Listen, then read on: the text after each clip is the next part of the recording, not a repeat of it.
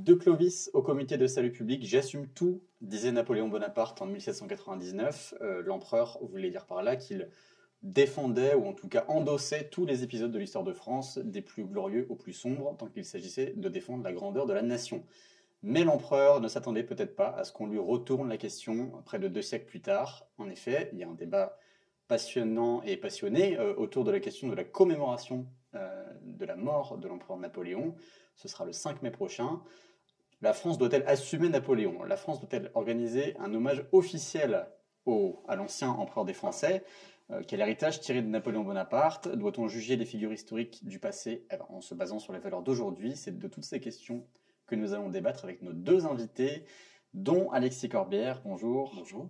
Vous êtes député de la 7e circonscription de Seine-Saint-Denis, membre de la France Insoumise, et auteur de l'excellent essai aux éditions Perrin, Jacobins, les inventeurs de la République, qui sort dans une nouvelle édition en poche le 15 avril prochain, avec un nouveau chapitre. Oui, une version légèrement augmentée avec un chapitre sur les Jacobins et les langues régionales, sujet encore très présent. Souvent les mots de jacobinisme fusent, c'était encore le cas il y a quelques jours à l'Assemblée nationale. Le jacobinisme aurait tous les mots, MAUX, et en particulier il serait particulièrement hostile aux langues régionales. Et j'essaie dans ce chapitre un peu de raconter que ça n'était pas tout à fait le cas, que les Jacobins ont longtemps, dans un premier temps, cherché à traduire les déclarations dans les différentes langues qui se parlaient à l'époque, mais que le problème a été posé d'avoir une langue commune comprise de tous, et le français ils ont fait la promotion du français, non pas pour faire disparaître les langues régionales, mais pour créer les conditions qu'il y ait une langue, une fois de plus, comprise sur l'ensemble du territoire. Il y avait un enjeu très politique. Bon, tout ça montre que le passé est encore vivant dans notre présent, et je crois, c'est l'enjeu, c'est la raison pour laquelle un homme comme moi, ça peut surprendre. Je m'intéresse à l'histoire.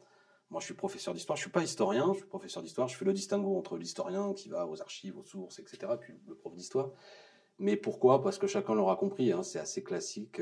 Souvent, ceux qui font de la politique sont inspirés d'histoire, sont nourris d'histoire. Et il vaut mieux parce que la politique d'aujourd'hui fera le passé de demain, le passé d'hier, et évidemment, et souvent la politique d'hier aussi.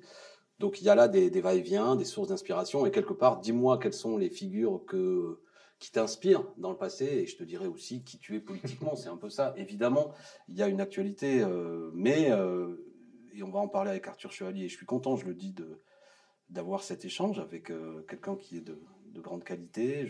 J'ai lu certains de ses ouvrages. Il faut qu'on parle histoire. Moi, je trouve ça merveilleux, un pays. Il ne faut pas avoir peur de ça, de parler de cette histoire, de polémiquer là-dessus, d'écrire et publier tribune. Ça fait sens. On est un pays, c'est une chance où les gens aiment l'histoire. La preuve en est que les livres d'histoire se vendent. C'est pas le cas dans tous les pays. Et c'est plutôt bien, et il ne faut pas caricaturer, évidemment, la position des uns et des autres, mais je trouve qu'il y a dans ce bouillonnement quelque chose qui est sain, qui est fécond, et qui aussi ouvre la possibilité, évidemment, qu'on critique les positions des uns et des autres. Donc, c'est plutôt agréable de ce point de vue-là que vous organisez aussi ce débat aujourd'hui sur ce sujet qui est important. Napoléon, c'est pas rien. Et le regard qu'on porte les uns et les autres sur Napoléon, à mon avis, c'est des clés un peu pour le présent. En tout cas, ce qui est sûr, c'est que vous ne portez pas forcément Napoléon dans votre cœur. Je vous cite, justement, vous avez publié une tribune dans le Figaro Vox, où vous estimez que la République ne peut pas rendre un hommage officiel à celui qui en a été le fossoyeur, en mettant fin à la première expérience républicaine de notre histoire pour créer un régime autoritaire. Plus loin, pour ceux qui restent fidèles à toutes les promesses sociales et démocratiques de la Révolution française, Bonaparte, comme les hommes d'argent et de coups tordus qui l'ont mené au pouvoir, restent des adversaires. Alors, en face de vous, peut-être avec une opinion un peu différente sur Napoléon Bonaparte, il y a Arthur Chevalier. Bonjour. Bonjour. Vous êtes éditeur, auteur de nombreux ouvrages concernant Napoléon. Le dernier en date, Napoléon et le bonapartisme, paru en janvier aux éditions Que sais-je. Et vous êtes également un des commissaires principaux de l'exposition consacrée à Napoléon, qui aura lieu à la Grande Halle de la Villette. Alors, elle devait ouvrir en avril, c'est évidemment pas le cas. Est-ce que vous avez une date d'ouverture? Non, j'ai pas de date d'ouverture. Elle sera prête à la date prévue, à savoir le 14 avril. J'imagine qu'elle entrera dans la cohorte de réouverture annoncée par le président de la République à la mi-mai. Mais tout ça, évidemment, est incertain. On croise les doigts. Voilà. Alors donc, sur le sujet qui nous intéresse aujourd'hui, vous avez évidemment un point de vue opposé à celui d'Alexis Corbière. Est-ce que vous pensez qu'on doit commémorer la mort de Napoléon Bonaparte, et pourquoi? Alors déjà, pour commencer, le mot de commémoration ou de célébration, il doit être défini. C'est pour ça que je crois qu'on n'est pas si loin, non pas de penser la même chose avec Alexis Corbière, mais en tout cas intellectuellement, il y a des points communs. C'est-à-dire que moi, je crois qu'une célébration, elle ne s'applique pas à Napoléon, mais elle ne s'applique pas à moi, elle ne s'applique pas à vous, elle ne s'applique pas à vous. Une célébration, ça sous-entend disons, une commémoration aveugle au nom de la vertu relativement à un individu. Or, aucun individu ne mérite d'être fêté de façon aveugle. Ça n'a pas de sens. Ni en République, ni en monarchie, ni en rien. Donc Napoléon n'a pas à être célébré en tant que tel. La commémoration, on va dire différemment, je l'emploie comme un terme technique, ça veut dire qu'il y a un moment, à savoir un bicentenaire de la mort de Napoléon, qui permet de consacrer et donc d'organiser des publications, des conférences, des expositions, et donc pendant un an de mettre à disposition du grand public 30 ans de recherche qui ont permis évidemment de faire évoluer considérablement l'état de la connaissance. Donc c'est un moment pour tous les Français de s'instruire sur leur histoire, en bien comme en mal. Mais je pense que c'est pas une commémoration, n'est pas le moment d'avoir un rapport affectif à l'objet de la commémoration, en l'occurrence Napoléon. C'est-à-dire qu'on peut bien sûr avoir des sentiments spontanément amoureux pour lui, si on peut dire, c'est pas interdit, mais c'est pas l'objet de la chose. Voilà. Donc il faut distinguer ce qu'on aime et ce qu'on veut apprendre. C'est deux choses différentes. Et sur la question d'un hommage du président, qui est peut-être la question qui divise le plus. C'est évidemment une décision qui est d'ordre politique. Donc là, pour le coup, elle aura une charge symbolique très forte. Elle voudra dire quelque chose du quinquennat d'Emmanuel Macron, de la façon dont Emmanuel Macron conçoit la République, sa présidence, aussi son rapport à l'histoire de France. C'est son choix. Il y aura des conclusions à tirer. Est-ce que je le souhaite? La réponse est oui, bien entendu. J'écris des livres qui vont dans ce sens, donc évidemment que je le souhaite. Est-ce que là, on entre dans le domaine de la politique? Bien entendu. Ça va de soi. Là, ça m'intéresse, le sujet. Justement, j'allais vous lancer là-dessus, Alexis Corrière, parce que le rapport politique finalement de Napoléon à la République, vous estimez que non seulement il a été quelque part le fossoyeur de la République, mais en plus il aurait trahi les idéaux de la Révolution française, c'est bien ça? Oui, bon, alors, il y a des formules qui claquent volontairement, mais qui méritent si on lui prend le temps de les affiner. Déjà, moi je suis sensible et j'approuve la manière dont Arthur Chevalier pose le débat. Pour là aussi qu'il n'y ait pas de simplification. Il faut qu'on parle d'histoire, je l'ai dit tout à l'heure, et évidemment, on aime les dates. Voilà, il est plutôt bien qu'à l'occasion du bicentenaire de la mort de cet homme qui était Napoléon Bonaparte, on profite de l'occasion pour faire des expositions, faire des débats. Ça fait sens, c'est un personnage majeur de l'histoire de France. Et ce serait terrible d'imaginer une société où des personnages importants soient effacés. Société totalitaire, c'est pas mon sujet. Donc que mille fleurs s'épanouissent, que des bouquins sortent, que des expositions aient lieu. Si j'ai la possibilité, j'irai les voir très volontiers. Tout ça, franchement, moi, j'approuve. Le débat est là où donc, parce que sur ce que je viens de dire, moi, j'ai pas de légitimité particulière si c'est celle de tout citoyen. Voilà. Bon. Par contre, moi, je suis un homme politique, ou du moins, je suis élu, député, etc. Et ce qui m'intéresse, c'est qu'Emmanuel Macron rentre dans l'histoire, c'est dans le jeu, si je puis dire, et veut faire un discours. Alors là, cette fois-ci, il y a un usage public de l'histoire, un usage politique de l'histoire, et là-dessus, on peut en discuter. C'est pas nouveau, et ça a déjà eu lieu. Georges Pompidou, en 1969, avait fait, à l'occasion du bicentenaire de la naissance de Napoléon Bonaparte, un discours très politique. C'est amusant de le relire d'ailleurs, parce qu'on retrouve là-dedans, pour moi qui suis défenseur, si je puis dire, des Jacobins et de Robespierre, il y a 3-4 fois le mot de Robespierre dans ce discours. On le ferait plus du tout de la même façon aujourd'hui. Absolument pas d'ailleurs des mots aussi critiques que la légende noire aujourd'hui qui sert de pensée commune dans les médias sur Robespierre.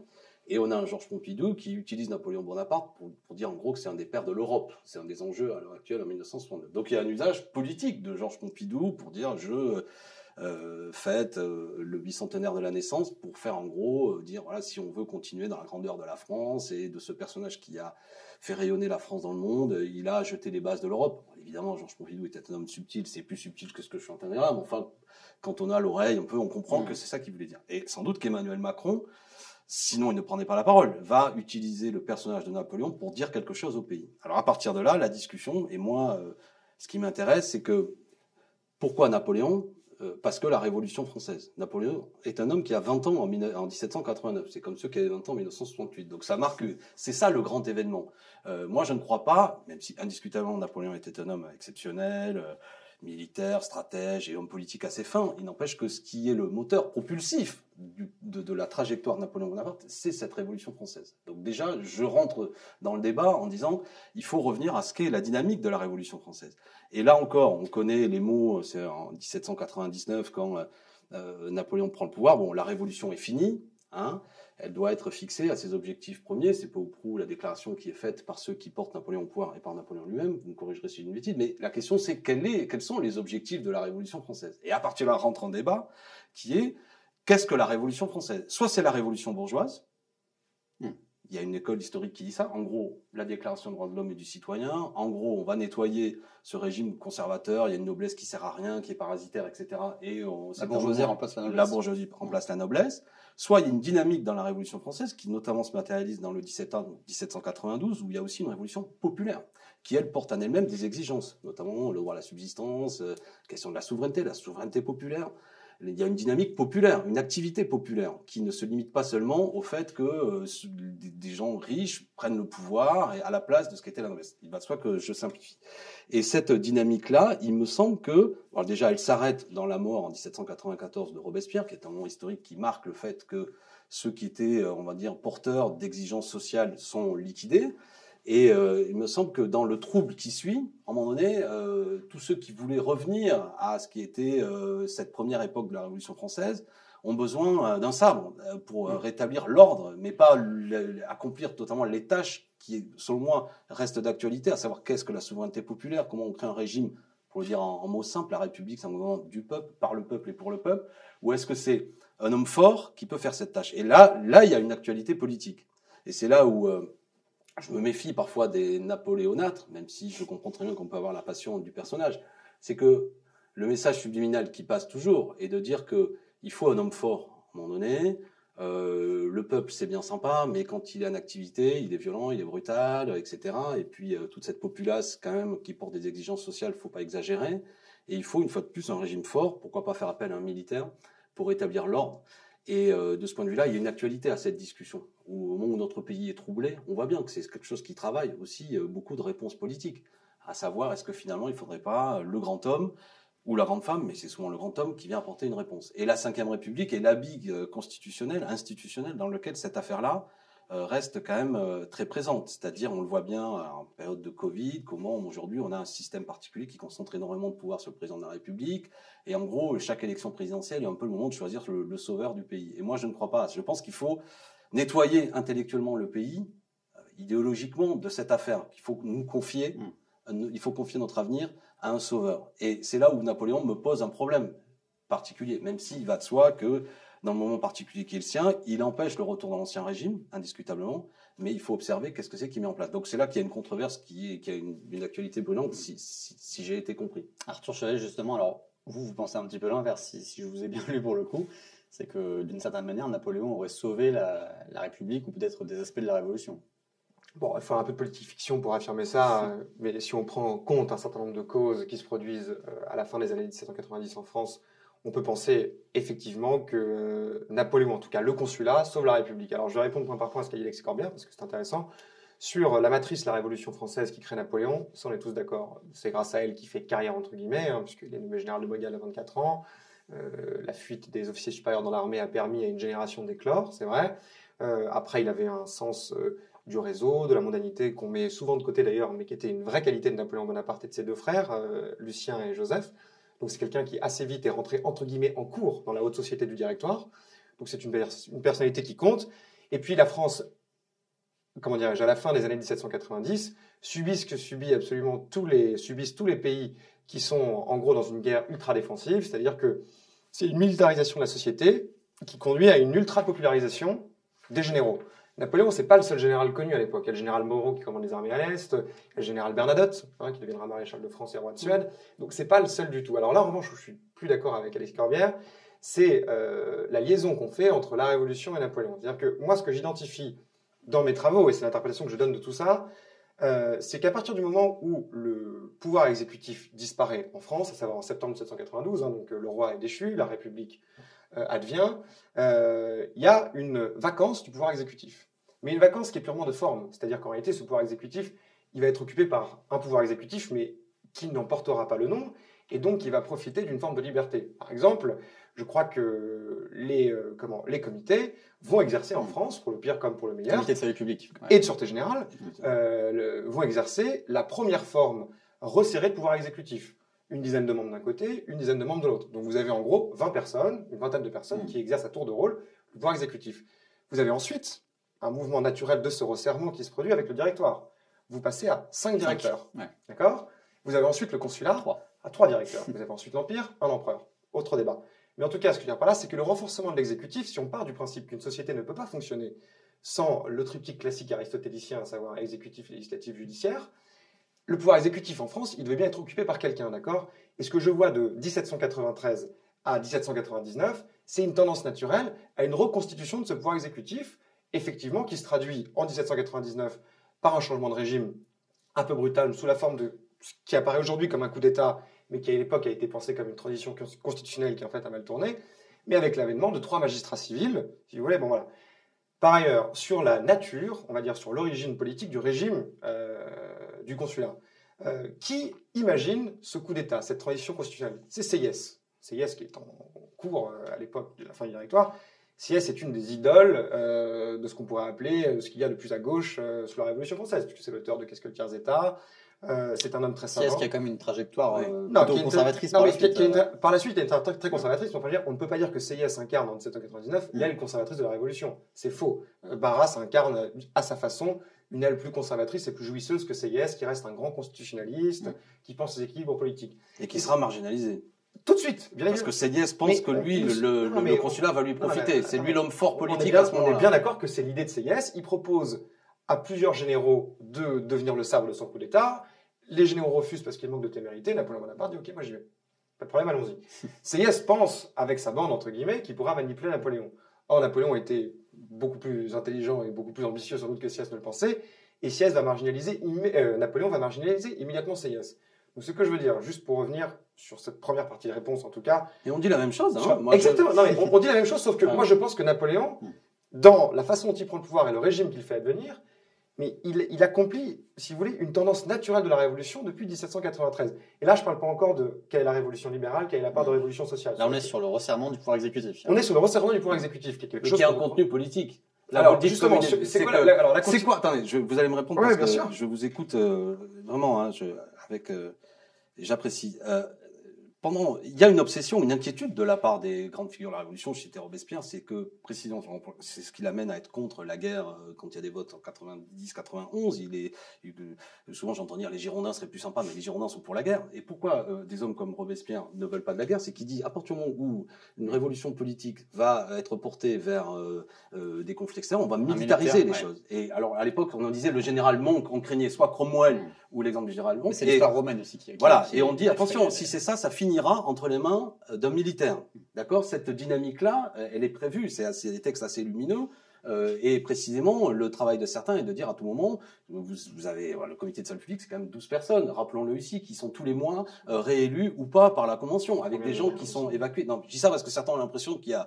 Je discute avec des réactionnaires type Zemmour qui me disent « Moi, j'aime bien Robespierre parce qu'au moins, il y avait un homme à poil. » Non, c'était le membre d'une instance collective dans lequel parfois Robespierre était mis en minorité, dans lequel il est très fâché, il ne participe pas à certaines choses parce qu'il y a des choses qu'il n'accepte pas. Donc, c'était une instance collective.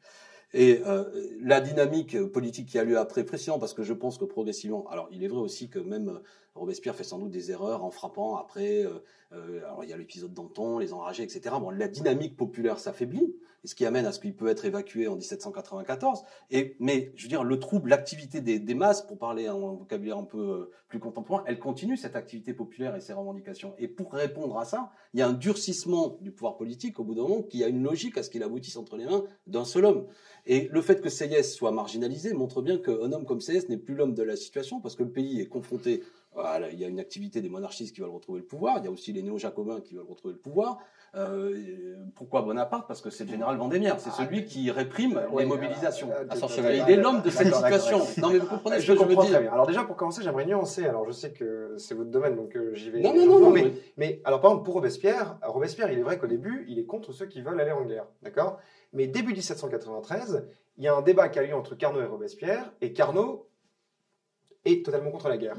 Robespierre la twist, si on peut dire, et il prononce un discours où il s'affirme pour la guerre, puisqu'il comprend au bout d'un moment que, si vous voulez, c'est pour ça qu'en fait... Parce que le territoire est envahi. Mais bien sûr que oui, mais il y a un sens politique à toute chose. On va rester sur Napoléon. Ensuite, c'est que la militaire... Non, mais c'est pas inintéressant, pardon, je vais vous couper, c'est que pourquoi, et on va parler après de Napoléon, okay. C'est que si on comprend pas, je veux dire, moi je le vois comme prof d'histoire, on a tendance parfois un peu trop à séquencer les choses. Et de ce point de vue-là, il est évident, je vais dire une phrase que peut-être Napoléon est un homme de la Révolution d'un certain point de vue. Il est issu de la Révolution. Napoléon n'existe pas s'il n'y a pas la Révolution française. Le problème, c'est que, et c'est intéressant parce que souvent je trouve même le consulat est un moment assez peu étudié dans l'histoire de France et qui est un moment qui est passionnant en vérité.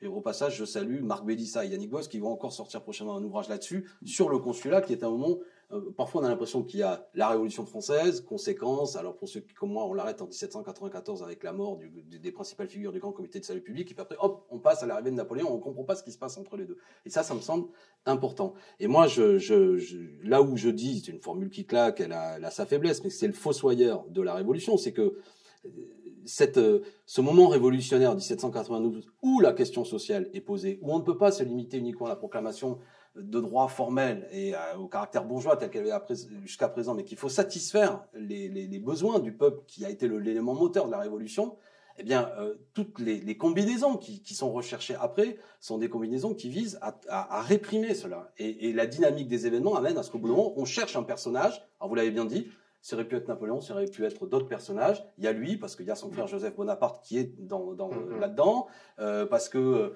c'était pas le premier choix, si je puis dire, que par ailleurs lui est habile, lui fait de la propagande politique. C'est un politicien, bien sûr. Et voilà, c'est l'épisode d'Égypte, il revient, des journaux, où tout ce qui est fait, ce qui est raconté est différent. Est-ce que Napoléon, pour simplifier, est-ce que c'est l'homme de la révolution bourgeoise? C'est un petit peu ça la question. C'est mon idée. C'est pas la mienne. C'est pas la mienne pour plusieurs raisons. La première, c'est parce que si on regarde ce que garde Napoléon, évidemment, pendant le consulat, la France va être formée dans des proportions considérables, à la fois si on compare à ce qui s'est fait 150 ans avant et si on compare même ce qui se fera 300 ans après. Si on regarde ce qu'a fait Napoléon, moi, ce que je vois, c'est qu'il concrétise tous les rêves égalitaires de la Révolution française. C'est-à-dire que d'abord, pour commencer, il crée un système de promotion sociale au mérite. Ça, c'est une chose à laquelle Napoléon n'a jamais renoncé. La Légion d'honneur, évidemment, est un témoignage éloquent. Et d'ailleurs, je précise que la Légion d'honneur, et là, à mon avis, ça résume d'une certaine façon tout. La Légion d'honneur, qui s'y opposait sous le consulat? Le tribunat, d'accord? Et l'opposition qui venait au tribunat était en fait représentative d'une opposition très conservatrice, de notabilité, si vous voulez. Les notabilités n'ont jamais été avec Napoléon. Jamais. Napoléon a toujours constaté, il avait horreur de la bourgeoisie, non pas parce qu'il la méprisait, mais parce qu'il sentait que c'était une adhésion qui était tout à fait variable et de circonstance, si vous voulez. Il sentait beaucoup plus de liens avec quelque chose d'absolument impossible à distinguer, qui sont les classes populaires, et qui vont lui servir énormément d'ailleurs, qu'avec au fond une notabilité dont il sait parfaitement qu'elle est à la fois vénale et qu'elle vote en fonction du portefeuille, quoi, si vous voulez. Donc Napoléon, c'est pas un Anglais de ce point de vue-là, c'est pas quelqu'un qui dirige la France en fonction de la bourse. Donc premièrement, les lois égalitaristes de la Révolution française, il les renforce. Deuxièmement, par exemple, on parle beaucoup du sacre. On voit le tableau de David, Napoléon s'auto-sacre il sacre sa femme, après c'est auto-sacré. Mais on oublie aussi de dire qu'une fois qu'il a fait ça, il traverse la nef de Notre-Dame de Paris, il monte une estrade, et il s'assied sur un trône, et il prête serment, la main sur la Bible si on veut, mais il n'empêche, à toutes les valeurs de la Révolution française, y compris d'ailleurs la sanctification, si on peut dire, des biens nationaux qui ont été acquis. Donc il n'est pas question de redonner à l'Église ce qui a été pris, y compris évidemment l'égalité de naissance, je veux dire. C'est une litanie de droits qui sont tout à fait issus de la Déclaration des droits de l'homme et du citoyen. Ensuite, par exemple, c'est sous Napoléon, pour la première fois en France, sous le consulat, qu'il n'y a plus de famine en France, grâce à un système très savant de stockage qu'il organise.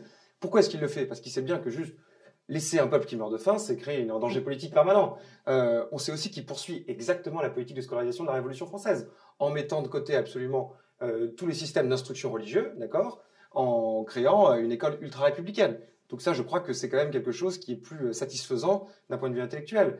Le Code civil.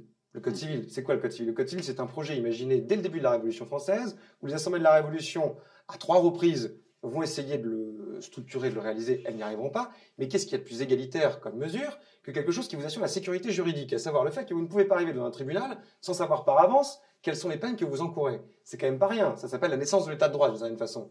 J'ai pas dit l'état de bonheur, je dis l'état de droit. C'est-à-dire la multiplication des règles et d'un formalisme qui permettent à tout le monde de savoir, en gros, d'après quelles règles il peut être mangé, quoi. Voilà. Donc ça veut pas dire que... Mais Arthur, ça, c'est l'impulsion de tout ça. C'est la Révolution française. On est bien d'accord. Il est le Romain. Ce dont on parle, le comité de salut public, c'est à peine 12 mois. Hein, donc c'est des gens qui sont pris dans le moment où le pays est attaqué, où quand même la réaction est là, il y a beaucoup de complots, etc. Et il cherche à jeter les bases de quelque chose dans un moment très, très particulier, où quand même, rappelons que pendant 7 siècles, je veux dire, ce pays a été une monarchie, un ordre aussi profond ne s'effondre pas sans laisser des traces. Est-ce que Napoléon s'inscrivait pas dans les pas, alors non, peut-être pas du comité de salut public, mais de la Révolution? Napoléon est beaucoup Robespierre. Non, mais alors, il était proche d'Augustin, mais ce que je veux dire, c'est que évidemment que Napoléon ne peut pas revenir en arrière. Napoléon a empêché le retour de l'Ancien Régime. On est d'accord avec ça. C'est d'ailleurs, une fois de plus, ce qui en est la caractéristique appréciée de la part des gens de l'époque, c'est qu'il les réprime notamment, c'est le célèbre épisode de Vendémiaire, où il réprime l'insurrection royaliste. L'insurrection royaliste. Donc Napoléon, son projet, qui lui n'est pas un aristocrate, n'a pas pour volonté le retour de l'Ancien Régime. Mais la question, moi, qui m'intéresse sur le plan politique, c'est que malgré tout, nombre de promesses de la Révolution, une fois de plus, la question du droit à l'existence, du problème des subsistances est posée, la question d'un système de protection sociale vis-à-vis des plus pauvres, elle est posée, elle est mise en application. Les premiers plans sur l'éducation et sur l'école, ils sont mis en place pendant la Révolution française. Et évidemment, Napoléon n'efface pas l'ensemble de ces mesures. Il aurait pu, hein. Non, mais il aurait pu. Non, je pense qu'il n'aurait. Napoléon s'est forcé. Non, c'est pas ça. C'est qu'il y avait une adhésion populaire. Exactement. Et qu'il ne pouvait pas prendre de front ce qui était profond et acquis sur le fait que pour toute une série de gens, il y avait des avancées. Il ne pouvait pas complètement revenir en arrière. Et d'ailleurs, je pense qu'il n'avait même pas le projet parce que lui-même, il était intellectuellement inspiré de ça. Et puis surtout, lui-même vient d'une famille relativement modeste. Donc, on est d'accord que Napoléon n'est pas l'homme des Bourbons pour reprendre le pouvoir. Mais la question, c'est de quoi il est l'homme en vérité. Il est l'homme de ceux qui pensent que, effectivement, l'Ancien Régime doit être effacé, cette aristocratie parasitaire ne sert à rien, elle doit être effacée. Il n'empêche que dans ce dualisme qui a lieu au cours de la Révolution française, il est celui quand même qui rétablit un ordre social et économique qui, je l'affirme ici, n'est pas un ordre social qui profite au milieu populaire. Mais je veux rentrer dans le détail de ce que vous dites sur le Code civil parce qu'il faut en parler. Sur le Code civil, c'est un Code civil qui marque notamment une hiérarchie très nette entre l'employeur et le salarié. L'employeur, la parole de l'employeur n'est pas la même que celle du salarié en cas de conflit. Sur le Code civil également, on va parler des femmes, parce que c'est notamment le droit au divorce qui est consacré en septembre 1792. Le mariage devient civil, c'est la laïcisation du mariage religieux. Il n'empêche qu'il y a le droit de la séparation, le droit au divorce. Il devient beaucoup plus compliqué dans le Code civil. La femme est considérée comme mineure, elle perd des droits. Les enfants naturels, Robespierre avait fait des discours magnifiques en disant les enfants naturels devaient avoir des droits. Les enfants naturels perdent leurs droits avec le Code civil, etc., etc. On va sans doute parler tout à l'heure aussi de l'esclavage. Non pas que j'en fasse une question énorme, mais c'est qu'il y a des reculs par rapport à des choses. Et c'est ça qu'il faut observer. Et après aussi sur la nature du régime, c'est pas la même chose un régime parlementaire, incomplet, plein de défauts dans le tumulte de l'époque, qui va être celui de la Révolution française, et progressivement un régime, vous l'avez vous-même très bien décrit, qui se concentre sur un seul homme. Alors que Napoléon soit un habile politique, et qu'après avoir été sacré, il aille faire évidemment quelque chose, un geste en direction des milieux populaires, il n'empêche que ce que je retiens, c'est que la propagande qu'il met en œuvre, et chez Napoléon c'était très important, c'est le sacre, c'est une nouvelle figure de l'homme fort, non pas du monarque, mais de cette figure. Et là-dessus, je le dirai tout à l'heure. Parce que là, ce qui m'intéresse chez Napoléon, c'est qu'il introduit finalement une troisième forme de souveraineté. Mais on va en parler tout à l'heure. Attendez, j'aimerais répondre sur les retours en arrière. Code civil. Voilà, c'est ça. Ça, c'est intéressant. C'est-à-dire que moi, ce que je défends à propos de l'état de la société que structure Napoléon, d'accord, c'est qu'en fait, Napoléon structure une société française qui est comme ça, si vous voulez, qui ressemble. En fait, en réalité, ce qu'il y a, c'est que pour moi, la société française ressemble beaucoup plus au Code civil de Napoléon qu'on ne le pense. C'est-à-dire qu'on incrimine, par exemple, Napoléon relativement à la place des femmes dans le Code civil. Il est vrai qu'en 1792, la Révolution française donne un droit au divorce, un certain nombre de droits civiques aux femmes, un petit peu politiques, mais à partir de 1793, on commence à leur retirer progressivement, et en 1795, elles n'ont plus aucun droit, ni civil, ni politique. Je renvoie, on en parlait avant ce débat, aux travaux de Christine Le Bozec. Donc en 1795, d'accord, les femmes n'ont aucun droit. Tout ce qu'on leur a donné en 92, elles ne l'ont plus en 95. Napoléon aurait pu revenir là-dessus et créer un code progressiste, plus progressiste que ça en tout cas, bien sûr. Est-ce qu'il avait le goût de ça? Certainement pas. Était-il conservateur? À l'évidence, il l'était. Est-ce qu'il croyait qu'une société se fondait sur un ordre bourgeois au sens social du terme? Sans doute il le croyait. Mais la société française était tout à fait à l'image de ça, bien sûr. Et donc, ce que je veux dire par là, c'est que Napoléon, en créant le code civil, si vous voulez, a créé ses propres problèmes parce que tout à coup, vous pouvez vérifier aujourd'hui ce qu'il a fait, ce qu'il a écrit.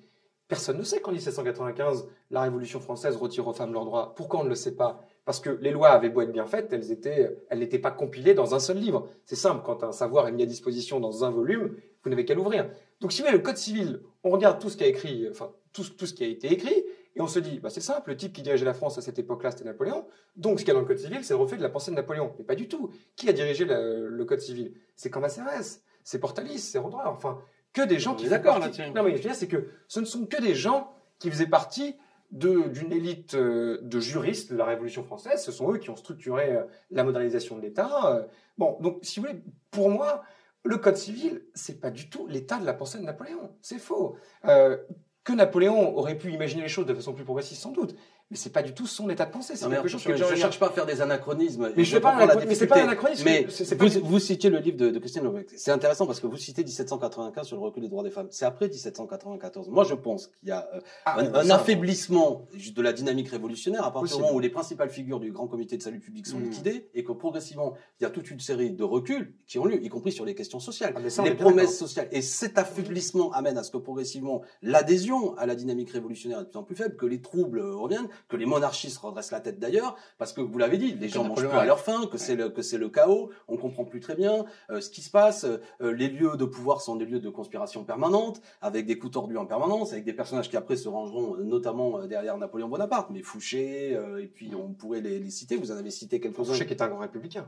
Bah, c'est ça la discussion qu'on doit avoir. Si Fouché n'est pas un grand jacobin... Non mais je sais pas. Non mais attendez, y compris, alors peut-être que c'est ma faute. Derrière le mot jacobin, je veux dire, il faudrait définir les choses parce que tout le monde est jacobin de toute manière. Alors on va dans cette affaire, la question c'est non mais le club des jacobins, Lafayette aussi était passé par le club des jacobins. Je parle pas de ça. Je parle de Fouché qui a organisé les massacres de Lyon. Oui, mais moi je pense que c'est une des brutes Fouché. Mais je dis pas le qui est notamment avec Carrier et toute une série d'envoyés sont des gens qui vont faire grand mal à la Révolution. Aujourd'hui, on me les jette au visage.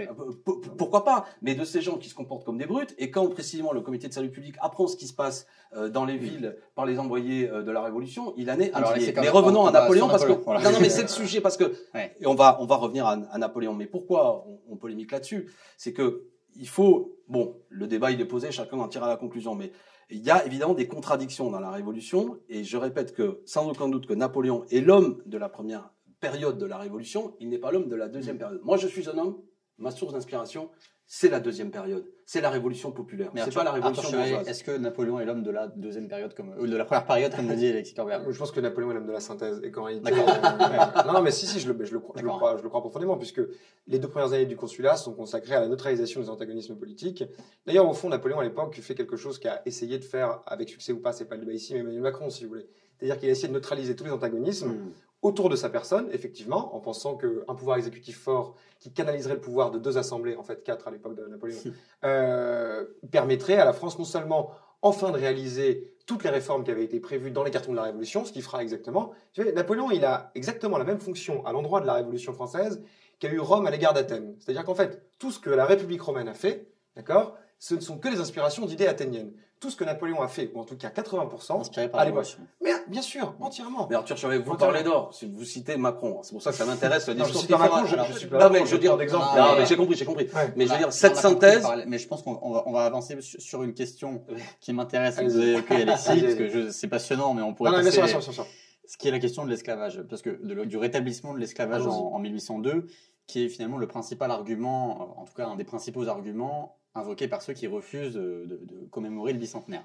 Alors, on ne va pas faire un débat sur les raisons qui ont conduit Napoléon à rétablir l'esclavage, mais je vais d'abord poser la question... On ne va pas faire un débat sur l'esclavage non plus. Non, alors je pense qu'on est tous d'accord sur le fait. C'est pas bien. Non, l'esclavage, on est tous d'accord dessus.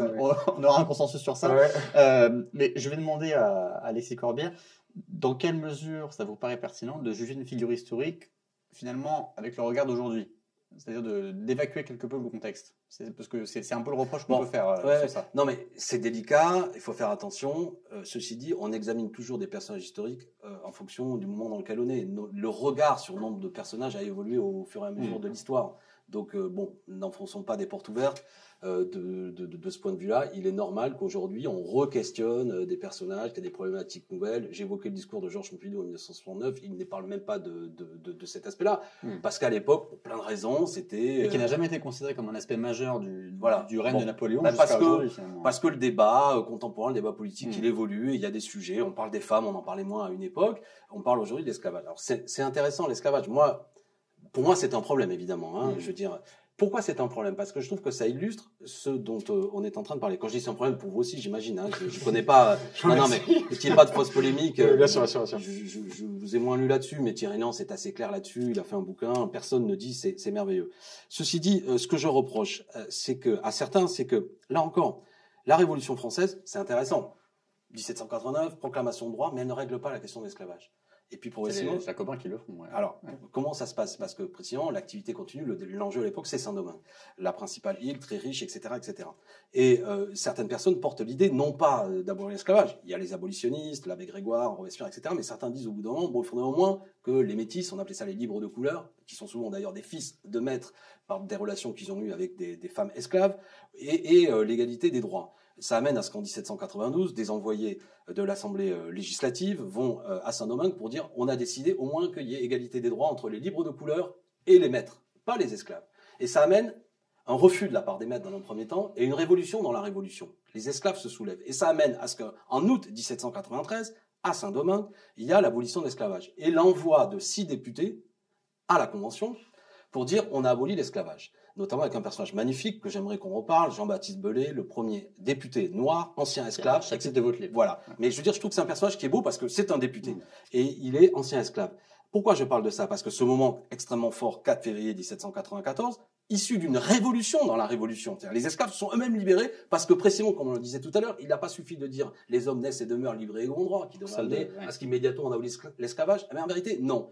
Eh bien, ça, Napoléon, pour des raisons géopolitiques. Moi, je pense pas qu'il faut plaquer des mots. Il fait de la politique et il pense au bout d'un moment que, bon, vu l'enjeu que ça représente, la menace des Anglais, on va garder cette île et il vaut mieux rétablir l'esclavage parce que sinon, on pourra pas. Bon, et c'est donc un recul, qu'on le veuille ou non. Et ça amène d'ailleurs une résistance extrêmement forte, des défaites des armées napoléoniennes qui sont envoyées là-bas pour essayer de faire entendre raison à ces esclaves, évidemment, qui ne veulent pas redevenir esclaves. Ça amènera à l'indépendance d'Haïti, etc.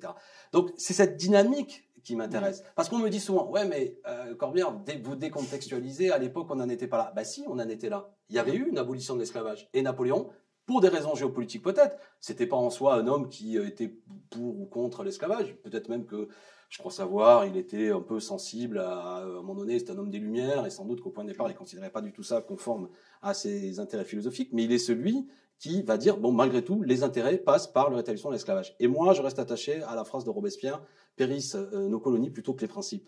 Quand on lui dit la même chose à Robespierre, quand il intervient à l'Assemblée dans un premier temps, quand il n'est pas encore membre du comité de salut public, on lui dit abolir l'esclavage, vous n'y pensez pas, nous allons perdre nos colonies. Eh bien, lui, il dit périssent nos colonies plutôt que les principes. Ce n'est pas le choix de Napoléon. Donc, vous voyez, quand même, de ce point de vue-là, moi, je ne suis pas pour que ce soit l'éléphant au milieu de la discussion et qu'on passe notre temps là-dessus. Mais cet aspect-là aussi illustre que c'est un homme qui, moi, je ne me satisfais pas quand on me dit c'est un homme des Lumières. Eh bien non, c'est un anti-lumière à ce moment-là. C'est quelqu'un qui marque un recul sur quelque chose qui est une des fiertés nationales, de mon point de vue, que nous sommes un des pays qui a proclamé l'abolition de l'esclavage, alors que nulle part ailleurs c'était fait.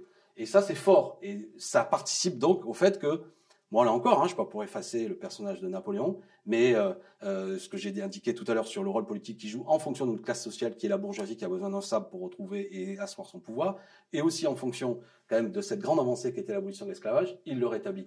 C'est un problème, et je trouve sain. Alors je crois savoir, et je vous en remercie, qu'à l'occasion de l'exposition que vous faites, vous consacrez aussi un passage à cette exposition, et c'est pas de la cancel culture ou le mépris de notre identité nationale. Il faut en parler. Non, mais c'est pas le mépris de notre identité nationale de vouloir en parler. Certains m'ont dit, ouais, c'est parce que je mépriserais la France. Absurde. C'est parce que j'aime la France. Et que notre histoire doit être une histoire large, enrichie de problématiques nouvelles. Parce qu'à une époque, on n'en parlait pas. Et même Thierry Lens, pour qui j'ai le plus grand respect, dit, j'ai fait un bouquin. D'accord, mais Thierry Lens a dû faire 120 ou 150 bouquins. Il en a fait un sur ce sujet et beaucoup sur d'autres sujets plus périphériques. Bon, mais c'est bien que la société civile bouscule les historiens pour dire, voilà, parlons-en. Alors après, il faut recontextualiser. Il y a peut-être un équilibre entre parler de ça, ce qu'on fait aujourd'hui, et peut-être pour certains ne parler que de ça. Non, mais ça, je suis d'accord. Mais moi, je suis pas un briseur de statut. Moi, je veux seulement que chaque citoyen qui passe devant une statue sache qui était le personnage. C'est surtout ça qui me préoccupe. Et je crains plus l'amnésie collective où on sait plus pourquoi il y a des statues. Mais les statues, c'est pas les livres d'histoire.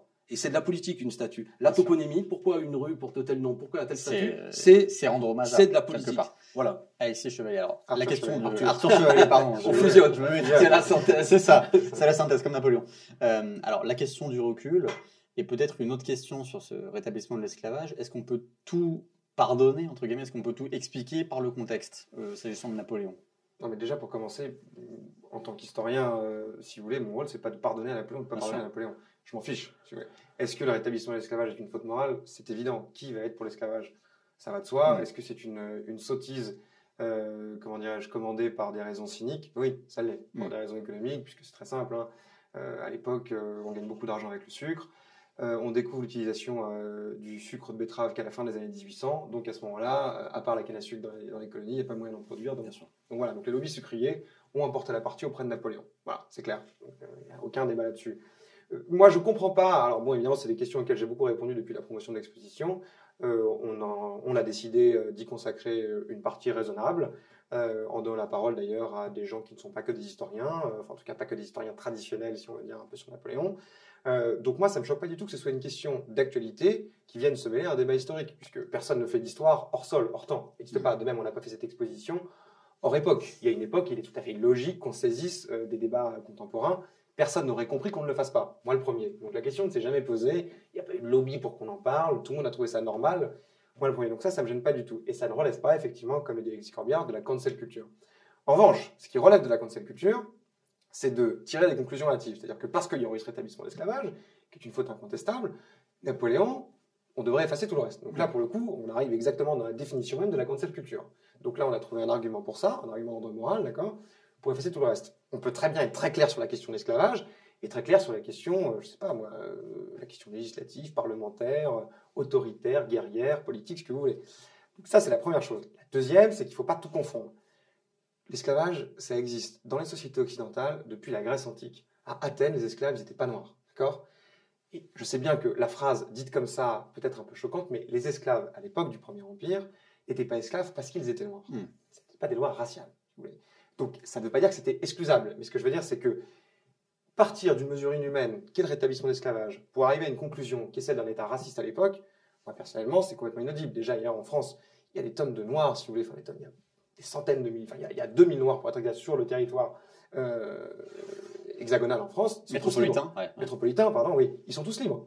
Donc, je veux dire, le père d'Alexandre Dumas était un général de la Révolution française. Quand Napoléon prend le commandement de la campagne d'Égypte, donc de toutes les armées d'Égypte, qu'est-ce qu'il choisit pour être son chef de la cavalerie? C'est-à-dire quelqu'un qui va être au-dessus de Murat, par exemple, qui va devenir son beau-frère. C'est le père d'Alexandre Dumas, qui était métis. Et métis de façon tout à fait visible, quoi, je veux dire. Et dans les relations entre Alexandre Dumas et Napoléon, jamais la question de la couleur de peau d'Alexandre Dumas ne s'est posée. Dans la Grande Armée, vous aviez des régiments noirs. Vous aviez des généraux noirs. Donc, si vous voulez, moi, qu'on me parle, et c'est pour ça que le débat sur l'esclavage ne me met absolument pas mal à l'aise. C'est autre chose que le racisme. C'est deux choses différentes. Il n'y a pas de racisme d'État. On parle de l'esclavage. Et d'ailleurs, Alexis Corbière le dit.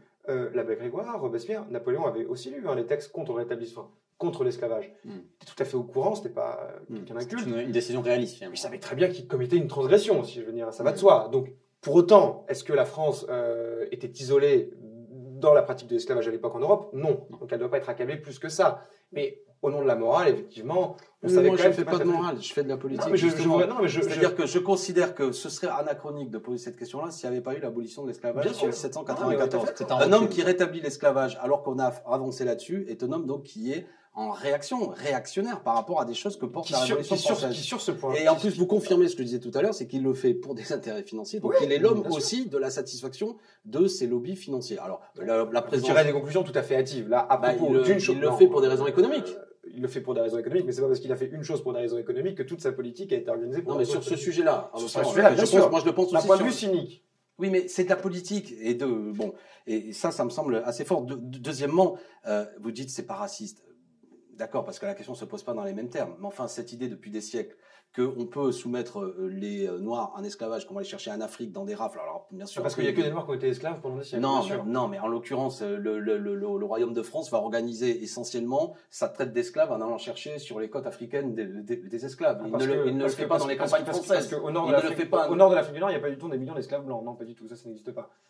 Bon, là, vous rentrez dans un autre débat. Ah oui, mais vous pensez que historiquement, moi, je veux bien l'argument parce qu'il y avait aussi des esclaves blancs, mais enfin, le phénomène. Mais pas que d'ailleurs, musulmans aussi. Non, mais d'accord, en termes de proportion, le phénomène qui va marquer notre civilisation pendant des siècles, c'est qu'on va avoir une Europe, notamment, qui va s'autoriser le fait d'utiliser des esclaves, aller chercher en Afrique pour des raisons économiques et les soumettre en esclavage. Et à qui les achètent-ils ces esclaves? Non, mais et quand même, ils sont vendus par d'autres marchands qui sont noirs. En quoi ça règle le problème? On est d'accord quand même que vous n'allez pas me contester ça, qu'il y a quand même idéologiquement un questionnement sur sommes-nous vraiment égaux en fonction de la couleur de la peau, l'épidémie, la question de l'épiderme, comme on dit, l'égalité de l'épiderme est un débat qui a lieu aussi intellectuellement au cours de la Révolution française. Dans lequel je veux pas rentrer. Non, mais qui est important parce qu'attention, je me contente d'analyser le rétablissement de l'esclavage de Napoléon, les lois en vigueur sur le territoire de la République relativement à la couleur de peau. Moi, les conclusions que j'en tire, c'est que je vois effectivement une discrimination odieuse à l'égard des esclaves qui ne bénéficient d'aucun droit. Ce que je vois, c'est qu'en France, les Noirs sont libres. Voilà, c'est tout ce que je vois. Donc, si vous voulez, il n'y a personne en France qui devient esclave pour la raison de sa couleur de peau. Mais c'était le cas sous l'Ancien Régime aussi. Ouais. Les Noirs étaient libres en France. France. L'Ancien Régime. Non, mais d'accord, mais je veux dire, c'est pas Napoléon, c'est quelque chose. Ça, c'est un autre débat. Moi, je c'est le sujet. Non, bon. Alors, je reste sur Napoléon. Parlons, alors justement, on va peut-être partir un peu de Napoléon, parler des commémorations au sens général, parce que finalement, c'est le sens de la commémoration qui est questionné avec cette question du bicentenaire de Napoléon. Et j'aimerais vous demander, finalement, alors vous avez un petit peu parlé de ça, Arthur Chevalier, sur la fonction des commémorations, mais comment choisir finalement ce qu'on commémore? Parce qu'il y a forcément des choix, on ne peut pas tout commémorer. C'est un choix qui est purement politique et qui relève, je crois, qui pour le coup, ça dépend des hommes politiques et de la façon dont ils veulent organiser, de la façon dont ils veulent incarner leur job, si vous voulez. Dans quoi est-ce qu'ils veulent s'inscrire d'ailleurs? C'est pour ça que c'est très intéressant de discuter avec Alexis Corbière, parce que moi j'ai trouvé que Jean-Luc Mélenchon, pour faire lien un peu histoire politique, Jean-Luc Mélenchon, pour la dernière campagne présidentielle, j'avais trouvé que la campagne était magnifique. Pourquoi je l'avais trouvé? Et franchement, je partais pas convaincu du tout, quoi. Enfin, ni même très intéressé. Non, mais c'est vrai. Et je me suis retrouvé à un meeting de Jean-Luc Mélenchon à Marseille, figurez-vous, et je m'étais dit, à Toulouse, et je m'étais dit, putain, c'est incroyable, c'est hyper historicisé. C'est-à-dire que, d'accord, pas d'accord, mais c'était un discours politique qui était, historiquement parlant, très ancré, très travaillé, très pensé. Et ça valait aussi d'ailleurs parce que moi je suis un historien des idées et de la culture au XIXe siècle, pour les références littéraires. Enfin, c'était tout simplement une des campagnes les plus, sans doute d'ailleurs, la campagne la plus cultivée de cette élection présidentielle. Après, ça ne déterminait pas forcément mon vote, mais il fallait le reconnaître, quoi. J'avais été assez impressionné. Et je trouve que ce fil rouge, la France Insoumise le tient plutôt. Donc, je suis d'autant plus déçu, entre guillemets, de voir qu'on organise une rupture complètement. Parce que, par exemple, moi, je suis pas du tout anti-révolution française. Absolument pas. Dans mes livres, j'ai toujours été très clair sur la question. Je trouve un peu dommage d'être lâché par les premiers de mes frères qui sont pro-révolution française et qui, tout à coup, alors qu'ils constatent des liens évidents entre l'avènement de Napoléon et la révolution française. Et lâché de quel point de vue? Mais lâché, c'est-à-dire que quand vous dites que Napoléon est le fossoyeur de la République, même si je comprends qu'on a tous besoin de prononcer des phrases qui claquent et que vous ne pouvez pas être réduit à ça, c'est tout à fait logique. Je crois qu'il n'empêche que l'idée que vous diffusez de Napoléon en disant ce genre de choses, c'est qu'il ne resterait rien de la République sous le règne napoléonien, et même, et là en revanche pour le coup je ne suis pas d'accord, c'est que vous excluez Napoléon du processus de rationalisation de l'exercice du pouvoir en France, qui commence effectivement à partir de 1789, et qui se prolongera en France et en Europe pendant tout le XIXe siècle. C'est-à-dire que, est-ce que je crois au progrès? J'en sais rien. Est-ce que je crois qu'il y a en Europe, entre 1789 et le début du XXe siècle, une rationalisation de l'exercice du pouvoir qui consiste en gros à, on va dire, à une décontraction de l'autoritarisme, quoi? On essaye de faire que la personne qui commande soit encadrée par des lois, un parlement, avec plus ou moins de force dans les pays. Je pense que Napoléon est un maillon de cette chaîne. Que, d'ailleurs, contrairement à ce qu'on dit, Napoléon a fonctionné avec 4 assemblées, qui ont eu beaucoup de pouvoir. Oui, mais, non, mais à chaque fois, on le balaye parce que ça arrange tout le monde. On n'avait pas beaucoup de pouvoir. Ah bon, on n'avait pas beaucoup de pouvoir. D'accord, on n'avait pas beaucoup de pouvoir. Donc, le tribunal ne s'est opposé à rien. Le Sénat, qui dépose Napoléon Bonaparte? Napoléon Bonaparte abdique en 1814, on est bien d'accord, à Fontainebleau. Qui dépose Napoléon Bonaparte? Le Sénat. une assemblée qui avait été, qui d'ailleurs en fait notre première assemblée entre guillemets. Parce qu'il a été défait militairement. Entre- Bien peu importe. aidé quand même par la défaite que. Mais face, on s'en fiche. ouais. Non, mais Comment d'accord. vous pouvez dire qu'une assemblée n'a pas de pouvoir quand elle ordonne Elle n'aurait au jamais chef d'État. osé lever une oreille un peu lorsque l'empereur était dans sa toute puissance. Mais je parce crois que que vous, constitutionnellement, c'était pas prévu non plus. Il était Non, prévu mais qu'elle puisse. je crois que vous confondez l'État et la République. Que Napoléon soit un élément de un maillon, pour prendre votre expression, de l'histoire longue de la constitution d'un État en France, c'est de la rationalisation de l'exercice du pouvoir. de l'État, de la consolidation de l'État. Là, c'est la différence pour moi entre l'ancien régime où il y a des Non, lois mais déjà un État. tacites. Non, mais Voilà, d'un ah, État oui, oui. indiscutablement, Napoléon, pour toute une série de raisons, avec son génie, et là pour le coup il n'est pas seul, le code civil, enfin, considérant que c'est sous son magistère que tout cela se fait, il est un élément de ça, et donc il serait folie de l'oublier dans notre histoire nationale. Ça, c'est une évidence. Moi, la République, ce qui m'intéresse, c'est sa portée politique. C'est pour ça peut-être qu'on n'est pas au même niveau de discussion. De ce point de vue-là, les commémorations. l'Empire, c'est pas la République. Alors, sur- mais est-ce que sur les commémorations, justement, la question que je vous pose, c'est est-ce qu'on doit commémorer nationalement? Est-ce qu'on doit organiser des commémorations mais je- que si elles collent finalement à la République, Alors, à la Révolution française? Alors, je vous réponds, je crois l'avoir dit, mais je vais le répéter. Moi, que l'on organise des expositions, je suis favorable Oui. à Napoléon. C'est un personnage suffisamment d'importance pour que nous consacrions du temps et qu'on mette des moyens publics à cela. Donc, exposition, pas de problème. Comme on pourrait le faire pour Louis XIV, par exemple? Alors, on peut aussi, pourquoi Ça a pas, eu lieu au moment On peut- du centenaire de sa mort. on peut aussi consacrer du temps à comprendre pourquoi il a joué un rôle si particulier dans l'unification du royaume, etc. Là, bon, on peut. Maintenant, commémoration nationale. Voilà. Ça, c'est Maintenant, peut-être ça, à partir du moment où, je répète, le président de la République va prendre la parole. Là, désormais, on est dans ce que je disais tout à l'heure, l'usage politique de l'histoire. Pour dire quoi? Pour dire quoi? C'est ça la question. Donc, nécessairement pour l'utiliser politiquement. Et c'est là où on va voir si Arthur Chevalier est source d'inspiration du président de la République. Ce sera là, mais c'est intéressant. C'est intéressant parce que à partir de là, il va donner une lecture. Lui, il est président de la République, d'accord? Donc, il doit parler au nom de la République, au nom de son histoire mouvementée. Et il va peut-être chercher à le faire, comme nous dit Arthur Chevalier, que finalement Napoléon est un homme qui est un continuateur à sa façon des idéaux et des promesses de la Révolution française. Et là, il va me trouver sur son chemin avec Jean-Luc Mélenchon pour discuter. Et vous avez salué notre campagne présidentielle la dernière fois, de dire la République, écoutez, aujourd'hui, dans la 5e République, pour moi, on est assez éloigné de ce que je considère comme étant la République avec un R majuscule. Et à travers cette controverse, il y a de l'actualité. Parce qu'il suffit pas de dire République tous les 4 matins pour être un vrai républicain. La République, elle a de vrais ennemis, mais elle a aussi de faux amis. La République, pour beaucoup de gens aujourd'hui, c'est l'ordre, la compagnie républicaine de sécurité, et puis point final. Pour moi, c'est la souveraineté populaire. Et c'est la souveraineté nationale. Est-ce que la souveraineté populaire aujourd'hui s'exprime dans le cadre de la 5e République? J'y crois de moins en moins. Les gens vont plus voter, la représentation nationale la représente de moins en moins, on a une concentration du pouvoir sur un homme. Et la tentation est grande, sans doute, pour Emmanuel Macron, de nous dire finalement, c'est fidèle à notre histoire, cette concentration de pouvoir. Et finalement, quand le pays est agité, il vaut mieux un homme qui tient le gouvernail, c'est la tentation de l'homme fort et du sauveur. Et là, on est dans le bonapartisme, c'est-à-dire l'utilisation politique d'une figure, réinventée, réimaginée sur la base souvent en plus de sa propagande, de dire finalement, heureusement qu'il était là, parce que sinon tout aurait été emporté. Eh bien moi, je ne crois pas à ça. Je crois qu'idéologiquement, ce qu'il faut diffuser aujourd'hui dans la société, fort de notre histoire, c'est que le peuple est l'acteur de son histoire. Le peuple, pas les grands hommes. Et bien sûr que le peuple, dans son activité, les mouvements généraux produisent des femmes et des hommes exceptionnels. Mais c'est d'abord cette activité populaire dont il ne faut jamais se méfier.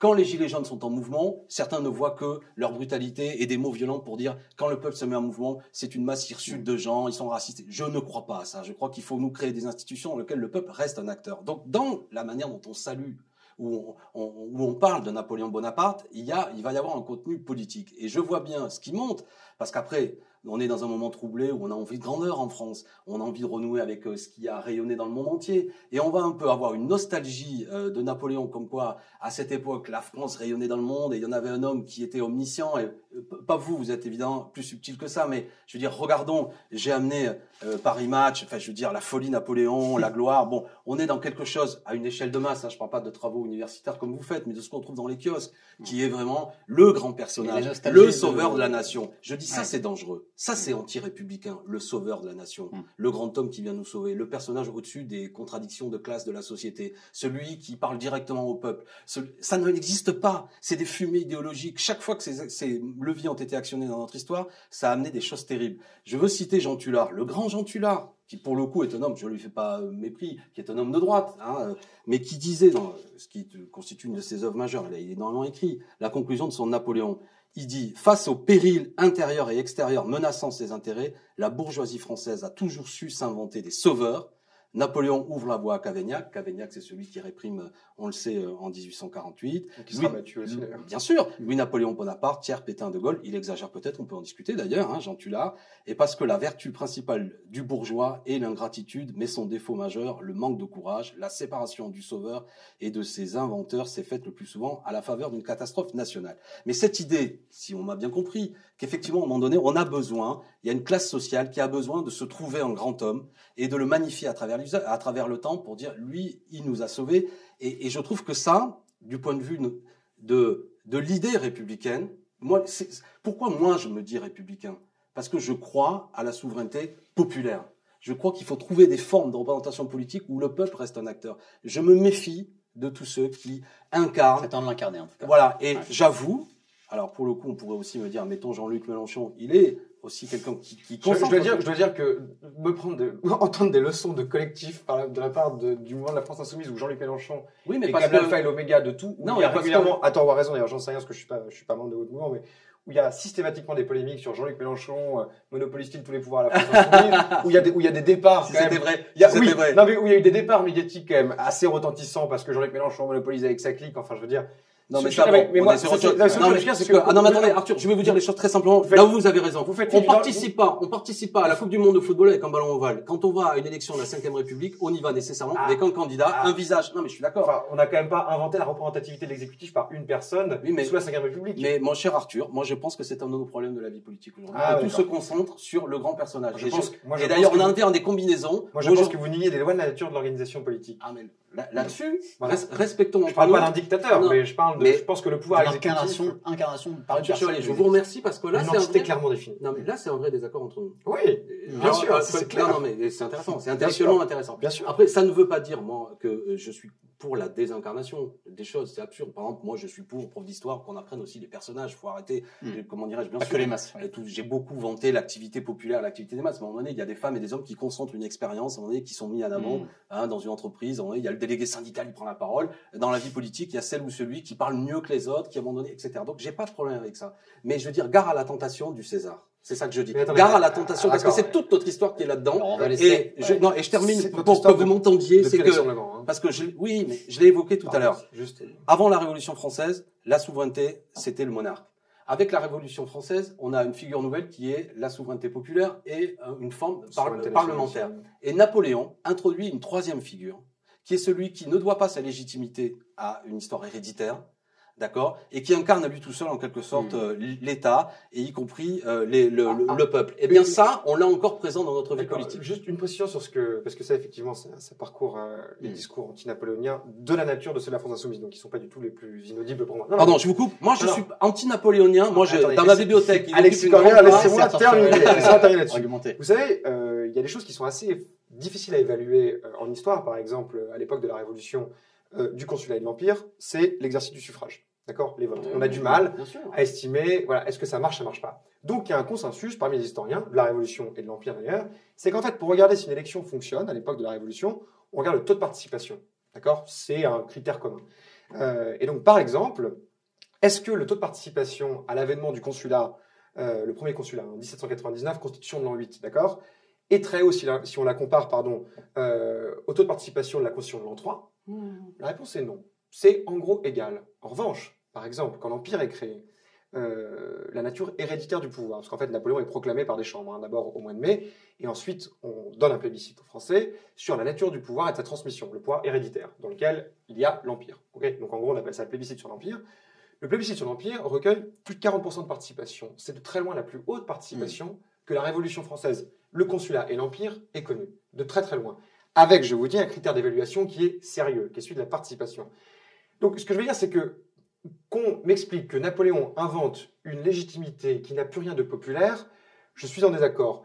Qu'il transfère effectivement de la légitimité populaire à la légitimité nationale, oui, il le fait, c'est clair. Mais on ne peut pas dire que quand il a joué le jeu du contrôle de la popularité ou de la souveraineté, il est perdu à tous les coups, parce qu'en réalité, il n'a jamais perdu. Il a perdu une fois, pendant les 100 jours, une assemblée a été élue, les bonapartistes, le mot est un anachronisme à l'époque, les partisans de Napoléon sont ultra minoritaires. Bon, c'est comme ça. Il savait parfaitement qu'il perdrait ses élections, et pourtant il les a organisées. Et il a ensuite régné avec une majorité, avec une minorité, une ultra minorité au Parlement. Donc, c'est que dire que Napoléon ignore toutes les formes de manifestation de la souveraineté populaire, c'est assez faux. Il s'en méfie, il la prend en compte, c'est un homme de la Révolution qui a vu des assemblées et des hommes être renversés en moins de 4 heures. Parce qu'il ne peut pas revenir en arrière. Mais je ne dis pas le contraire. Ce que je dis, c'est que dire que ça n'a pas existé dans son règne, c'est une idée complètement farfelue. Par ailleurs, et là pour le coup, on ne sait pas rien connaître à Napoléon, on ne sait rien connaître à la vie, penser qu'une personne peut régner toute seule, sans contre-pouvoir, sans groupe, sur 35 millions d'individus. Ah non, mais attendez, chevalier, moi je n'ai pas dit Ça ça. me paraît être une chose. Non, attendez, je n'ai pas dit ça, c'est pour ça que j'ai cité Jean Tullard. Napoléon est l'homme d'une couche sociale. Et l'homme d'une couche L'homme de sociale. la bourgeoisie pour vous. Notamment. Mais je veux dire. Non, mais, Il n'est pas bourgeois. Hein. non, mais de ce que j'appelle socialement la bourgeoisie, c'est-à-dire d'intérêt financier socialement, privé. Bah si. Il a quand même été soutenu financièrement. Il est mis au pouvoir. Il a été soutenu financièrement par des banquiers de la Révolution qui avaient soutenu les régimes avant lui. Je veux dire. Qui était du côté du manche finalement, quoi. Oui, Mais totalement. Comme tout le pouvoir financier à chaque fois. Le pouvoir financier était pas d'accord, mais enfin, il est particulièrement de son côté. Vous avez quand même toute une série de personnages. Parce que le banquier Ouvrard, il n'a pas soutenu la Révolution française. Non, mais vous pouvez pas considérer. Bon, je peux pas. Si, je peux. Si, je peux tout à fait. Non, mais je veux dire, y compris ce qui assure la fortune de l'Empire. Parce que Necker n'a pas été, lui qui était un banquier, un grand soutien de la Révolution française. Quand j'évoque 1792, Necker, il est déjà plus là, il est parti. D'accord, enfin, il est en exil. Et d'ailleurs, sa fille demandera que. Mais pour 92, qui sera un opposant à Napoléon, d'ailleurs, sa fille. Dans un deuxième temps. Oui, mais pour que 92 existe, il faut que 89 existe. Donc, je veux dire qu'il n'y avait pas d'argent du côté de la Révolution française. Non, mais enfin, bon, là, ça me paraît peut-être qu'on parle parle de peut-être s'égarer. Bon, ce sera le mot de la fin, mais en tout Oui. cas, merci à tous les deux, parce que, comme l'a dit Alexis au début de l'émission, quand même, débattre d'histoire, c'est quand même une qualité qu'a notre pays, et pas la moindre. Et voilà, merci à tous les deux. Peut-être à bientôt pour d'autres débats. Vous pouvez acheter le livre d'Alexis Corbière, Jacobin, les inventeurs de la République, c'est bien ça, en édition poche, et vous pouvez aller faire de la visite sur Napoléon, qui aura lieu à la Villette. Et le livre d'Arthur Chevalier, qui est stimulant sur Napoléon sans Bonaparte. Effectivement, le livre qui est... c'est l'avant-dernier. Oui, il y en a beaucoup. Alors, le dernier en date... Le dernier, c'est un que sais-je, Napoléon et Bonaparte. Qui revient sur toutes ces questions institutionnelles et d'inscription dans la Révolution. Parfait pour nourrir vos débats, peut-être chez vous, sur Napoléon Bonaparte. Merci à tous. Merci beaucoup. Merci.